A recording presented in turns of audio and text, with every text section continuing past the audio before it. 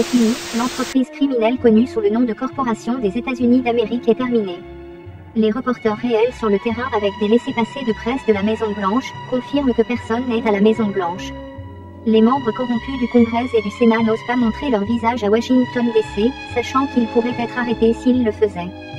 Voici une image de la scène sonore ovale du bureau où il tourne le soi-disant président Biden en utilisant Hollywood FX. C'est toujours une autre option. Différents uniformes ont été utilisés pour la fausse inauguration de Biden. Une source sur place a déclaré que des acteurs avaient été embauchés. Maintenant, comparé avec l'inauguration de George Bush Jr., les uniformes ont tous des insignes. Il existe de nombreuses autres preuves, telles que des photos d'un parking derrière le bureau ovale, alors que le vrai avait une pelouse en arrière-plan. Le voleur en chef Biden et son équipe se sont vus refuser l'utilisation d'un avion gouvernemental et ont dû voler dans un jet privé, illustrant à quel point il est un président illégitime. Des sources du Pentagone disent que nous sommes maintenant dans un interrègne avant la création d'une république des États-Unis d'Amérique. Finalement, potentiellement de l'Alaska à l'Argentine, ils suggèrent. Une nouvelle capitale sera construite et Washington DC deviendra un musée et une attraction touristique, selon les sources. Souvenez-vous que la République des États-Unis d'Amérique fondée en 1776 a été remplacée par une société privée en 1871. La durée de conservation de cette société a maintenant expiré. Cependant, les propriétaires de la corporation, les Rockefeller et les Rothschild, etc., les familles criminelles se battent toujours bec et ongle pour garder leur illusion de contrôle intacte. Ils ont conclu un accord avec la Chine communiste pour financer leur entreprise et ont fait du chantage à l'armée américaine avec des bombes nucléaires sales. C'est pourquoi leur SHT Show est toujours sur de nombreux téléviseurs. Comme preuve supplémentaire que les Rockefeller essaient de nous vendre à la Chine, jetez un coup d'œil aux flanquis du PCC qu'ils veulent diriger la CIA.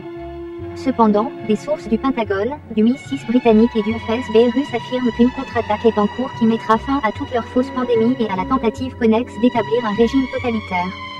Des sources russes du FSB promettent que la tendance mondiale est d'arrêter l'hystérie pandémique d'ici mai.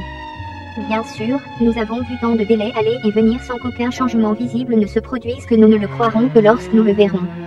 Néanmoins, la raison pour laquelle les Russes disent que ce sera terminé d'ici mai est que, bien que les informations aient été soigneusement nettoyées sur Internet en anglais, le fait est qu'en 2020, les statistiques mondiales de mortalité ne montrent aucune augmentation.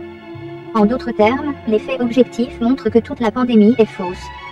L'article sur le lien ci-dessous en russe contient des graphiques en anglais montrant ces statistiques. Veuillez utiliser Google Translate ou quelque chose de similaire pour lire le texte. En outre, des révélations choquantes sur la véritable raison de la campagne de vaccination à l'ARNM en cours ont motivé les forces spéciales mondiales à intensifier l'opération de chasse et de mise à mort contre le politburo de la mafia Khazar et ses démons. Cela signifie, par exemple, que toute la famille étendue Rockefeller est en train d'être arrondie.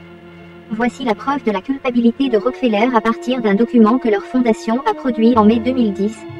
En 2021, la pandémie que le monde prévoyait depuis des années a finalement frappé. Contrairement au H1N1 de 2009, cette nouvelle souche de grippe, originaire d'oies sauvages, était extrêmement virulente et mortelle. Même les pays les plus préparés à une pandémie ont été rapidement submergés lorsque le virus s'est répandu dans le monde entier, infectant près de 20% de la population mondiale et tuant 8 millions en seulement 7 mois, la majorité d'entre eux étant de jeunes adultes en bonne santé.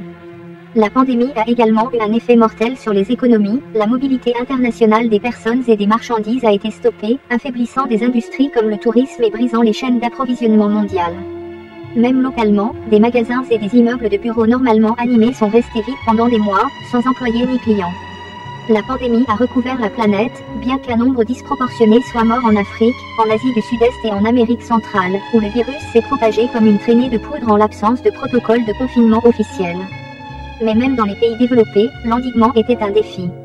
La politique initiale des États-Unis de décourager fortement les citoyens de prendre l'avion s'est avérée mortelle dans sa clémence, accélérant la propagation du virus non seulement à l'intérieur des États-Unis mais à travers les frontières. Cependant, quelques pays s'en sont mieux tirés, la Chine en particulier. L'imposition et l'application rapide par le gouvernement chinois d'une quarantaine obligatoire pour tous les citoyens, ainsi que son scellement instantané et quasi hermétique de toutes les frontières, ont sauvé des millions de vies, stoppant la propagation du virus bien plus tôt que dans d'autres pays et permettant un rétablissement post-pandémique. D'ici 2025, les gens semblaient de plus en plus fatigués d'un contrôle descendant et de laisser les dirigeants et les autorités faire des choix à leur place. Pire encore, les vaccins qu'il essaie maintenant d'injecter à tout le monde sur Terre utilisent la technologie d'édition de gènes CRISPR pour modifier l'ADN et la structure cérébrale des gens afin de